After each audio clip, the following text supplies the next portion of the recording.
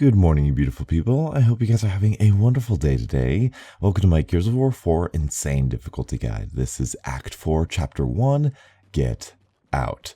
This chapter is basically the last chapter, Act 3, Chapter 6, Origins, but in reverse, played backwards. We found Marcus. He was in the totally not obvious pod right there.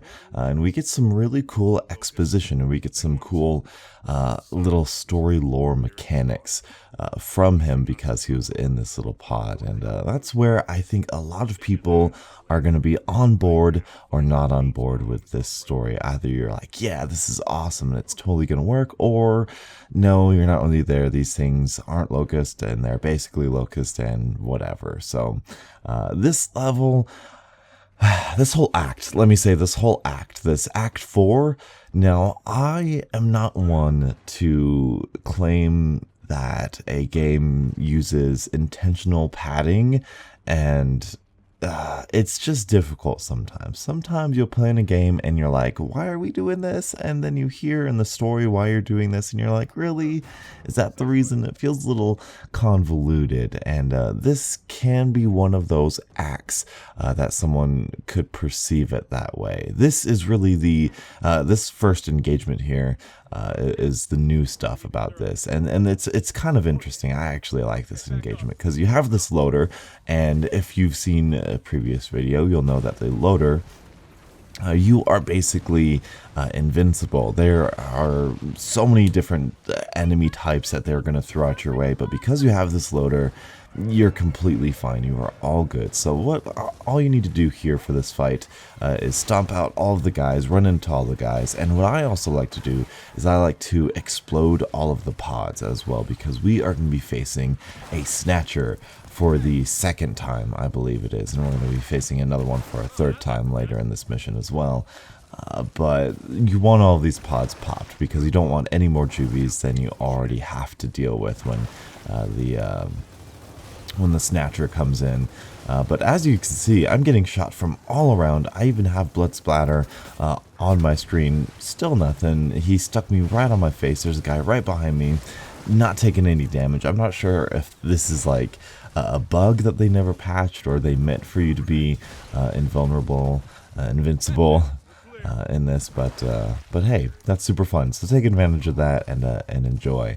So as soon as you hit that pile, of locust crystals, I don't know exactly what they're called, then that's when the Snatcher is going to come by. So as you see me doing here, I'm not sure how well it pans out, but I do shoot all of the pods just to double check, make sure I'm not getting any extra swarm and not getting swarmed, as it were. But there's some torque bow ammo, there is some lancer ammo, all very useful for the Snatcher, because we are going to be using that same strategy that we used before.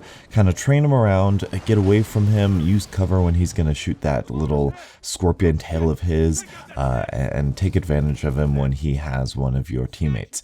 Now, unfortunately, no matter how many pods you destroy, there are going to be some Juvies that come in and try to take care of you. I forgot this and I kind of panicked a little bit, but if you have the torque bow, you should be fine.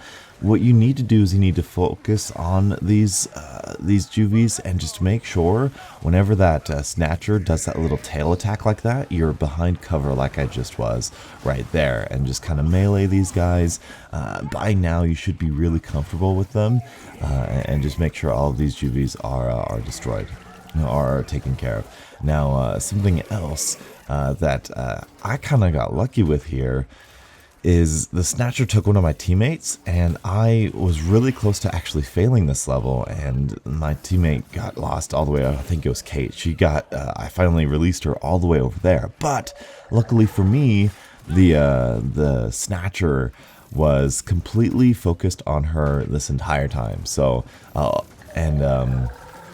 didn't really have to worry about the Snatcher getting close to me at all. But if it does get close to you, see, look at that, it's completely ignoring all of us. We have free reign to take it out right here. But if it does get close to you, you can jump off of where I am standing currently. and you can do just a big circle, drag it around this whole entire thing. Go up the ramp, circle around, and come up here, drop down. It will follow you. It's a big circle. Just train it around until you ultimately kill it like that. It's not a particularly difficult one, but it can be kind of tricky with those Juvies at the beginning. But other than that, that is basically it for all of the new stuff, I'll say. Now we're going to be going back into the backtracking stuff. And I will say that it is interesting going back where we were. You know, that it creates an interesting feel. And I do enjoy it's not a scary feel. It's a lot of tension. It's a very good tension builder when you're going back through places you've already been and you're expected to fight. Oh, I was out of ammo with my torque bow, so I picked up this drop shot because it can be useful here. The drop shot is a weapon that I think, if a better player had it, would do a lot more damage, a lot more work than it would be in my hands, because I am not good with this drop shot. But I think I toss that grenade because there is an emergent soul right away, and I'm just going to try to take care of these guys. I think to no avail, though. You can see that guy is still there in cover. Oh man, it's ridiculous. But this is a pretty fun engagement. You have some interesting angles here. There is, as you saw, a torque bow guy way in the far back. So you just take cover, make sure you're always in cover when you see that torque bow. You have an interesting kind of slanted piece of cover right here. I like to use it to kind of slice the pie a little bit, make sure you get a good line of sight on all of the enemies that you want, and you're not exposing yourself to those that have the torque bow and stuff. And so I'm going to try to take out those guys. Oh, I think I just failed right there. Yep, I definitely did, but unfortunate. So I'll just go pick up. I think I pick up that torque bows in the back right there. But other than that, this is pretty standard engagement. I think halfway up, we're going to get another group of enemies, but it should be pretty standard by now. If you're at this point, I think you can push up, and I think I do push up to the cover to my left. In fact, I do, yes, right here, perfect. And then if you push up, I think, let's see if it happens here. Yeah, I think there's going to be just a little bit of reinforcements, but nothing too difficult, nothing you guys shouldn't be able to handle.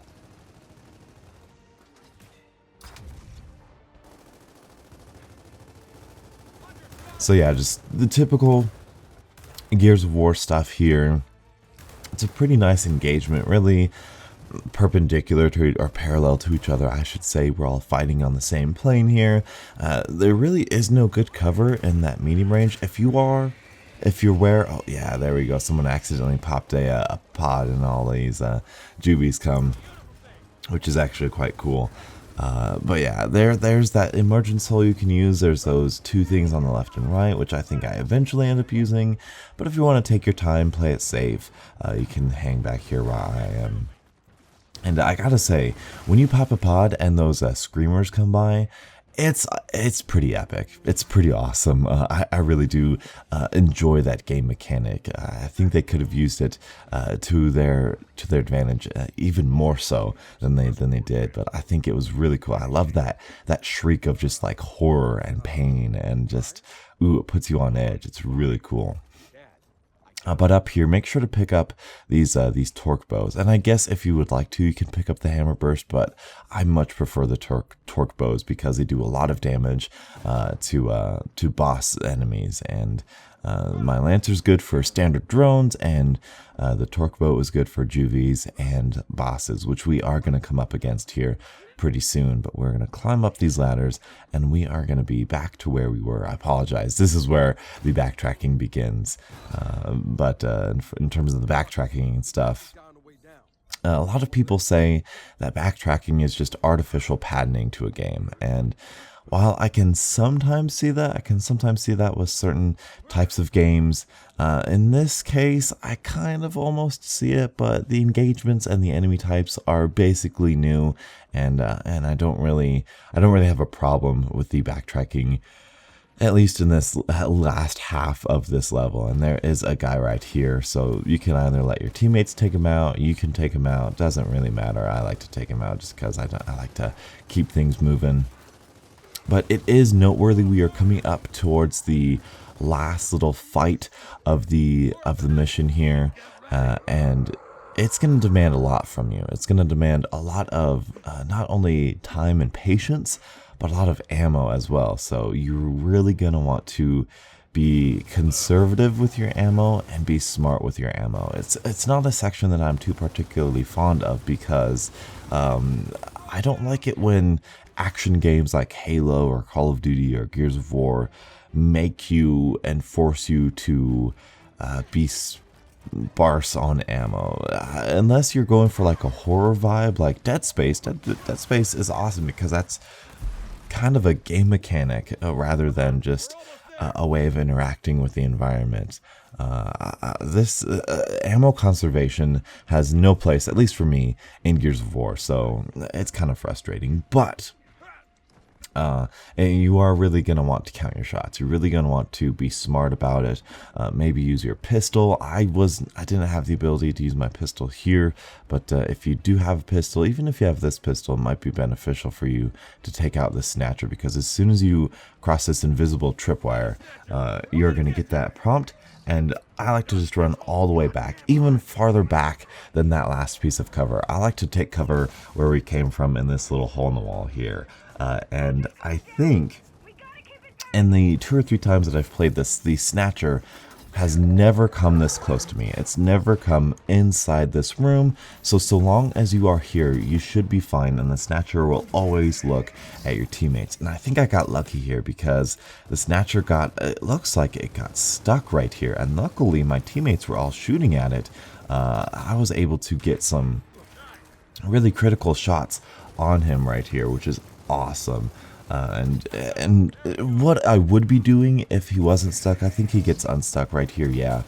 He's just going to go after your teammates, so just continue to take this cover, kind of go back out here, and you can see I have 5 shots left with the torque bow, so I'm going to see he gets unstuck.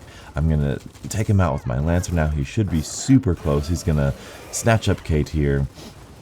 He's going to spit fire at us, but I think we are really close to taking care of him right here. Yeah, there we go. Got him. Well, wait a minute. No, he just released Kate. Okay. But yeah, this is not a particularly difficult fight, as you saw right there. He will just do a little dance with your teammates if he doesn't get stuck. I don't know why he got stuck there. A little flashback to the Ram boss fight in Gears 1. But yeah, other than that, you have a typical standard set of grubs to fight. Now, I will say that you are going to get some Russian swarm here, as you see right there. That guy is just charging for me. He and those swarms, they will come at you in this area. They will cross this little hole in the wall, and they will try to kill you from right there. So you are going to be mindful of that. And also you're going to be mindful of the ammo you have. Now, something I probably could have done a little bit better was run up and grab that, what do you call it, a little chainsaw gun? I completely forgot what you call those weapons. The buzzsaw, the buzzkill, I think it's the buzzkill. You can go up and grab that for a little bit of extra ammo. You can feel free to switch out your torque bow with a hammer burst or any of their weapons. I think they have hammer bursts. But I know a couple of them do have bolt-action pistols, which can be very difficult to deal with because, look at this guy, he's trying to get me out with a grenade here, and they are good shots. You are going to have to be careful here. Be sure to get ready to roll back into cover whenever you can. And look at that guy just coming at me. Just be ready for those guys because they do not stop.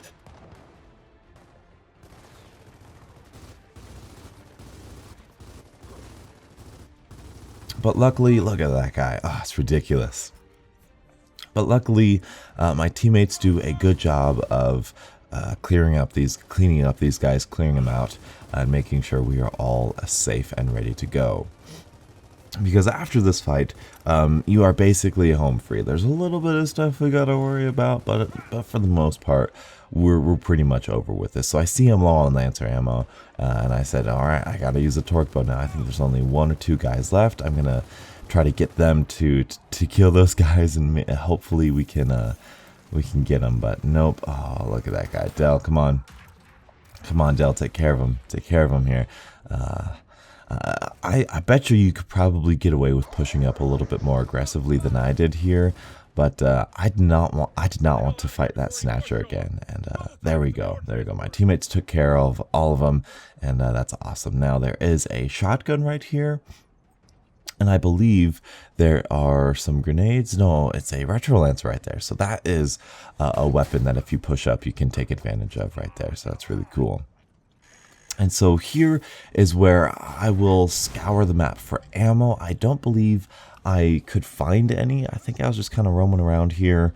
Yeah, there's a hammer burst. I don't want to get rid of this Lancer because there's an achievement for holding on to the custom Lancer all the way for the entire game. So I kind of wanted to do that in this playthrough. So hopefully I'll get a chance to do that. But now there is an interesting part here. We are going to get swarmed by some Juvies. Now, there are a couple different ways you can go about it, and I think there's a sniper rifle in this room if you didn't shoot it from the little snot bubble from above. But anyway, there's a couple different ways you can go about it. You can kind of hoard them up, kind of kill them as they spawn in. You're going to see where they spawn in right here. And for this first little wave, that's exactly what I do. You can just kind of melee them with your torque bow, just kind of take care of them like you would any regular set of Juvies. But I like to be lazy in these games. When it's on a hard difficulty setting, I want to save ammo, I want to save time, I want to get through the game as quickly and as intelligently as possible. So what I'm going to do, instead of standing here, and especially in these close quarters, instead of fighting, which you perfectly can, I am just going to run through it. You know, I'm not going to take any chances. I'm just going to book it for the end. And I love these little sections. What you can do, like I said, what you can, as soon as you hear the Juvie spawn in, you can stay in this room in particular. Stay in this room, keep your head on a swivel, look left to right, and just take care of those Juvies. But that's not something I want to do. I just want to go right over here and done. Done and done. Easy as pie. Very nice. That's the strat for you boys. But anyway, now we're on this little kind of rail section. It's pretty easy. I doubt any of you guys have had that big of an issue with this. You have an unlimited ammo in your snub pistol. Just take care of the of the explosive red barrels. Now I've heard that you can glitch out the game if you shoot too much, which I don't know. I was kind of nervous about, but I don't know. Just go to town. Shoot all of the red barrels, and these Juvies that are coming up and this thing coming up can't hurt you. That's the counterweight you're going to see. We're going to get stopped by it as well. Yeah, Juvies can't hurt us. This cheeky little fun part of the campaign here. And this guy, all you need to do, take care of it. There's really no strategy here. I doubt you guys are looking at this video for this part. Just I like to take care of the bottom part first. And usually my teammate, at least in the first 2 playthroughs of this, took care of the other side, but I don't know, who was that? Marcus apparently wasn't able to do that this playthrough. So anyway, we got a checkpoint, moving up this way, and this is, oh yeah, we go into the kind of George of the Jungle section of this area. It's a really cool cinematic. It's a really cool like set piece, really unbelievable, but you'll see I have a little bit of trouble here kind of directing this thing. I think you have to like swing it back and forth, which is kind of awkward. I don't like it when games demand a new, entirely different kind of skill or strategy or play style in order for you to succeed through the level. Luckily, it's not that difficult, and you can, for the most part, slowly swing through this stuff. And so yeah, there you go. And then just shoot at this thing. I'm not even sure if you need to shoot at this thing. Maybe you could test that out and see if you don't need to shoot at this. But I like to have some fun, shoot as fast as I can. But anyway, that's all I have for you guys today. Thank you guys so much for watching. Until the next absolutely beautiful Gears of War morning, I'll catch up with you guys later. As always, stay beautiful.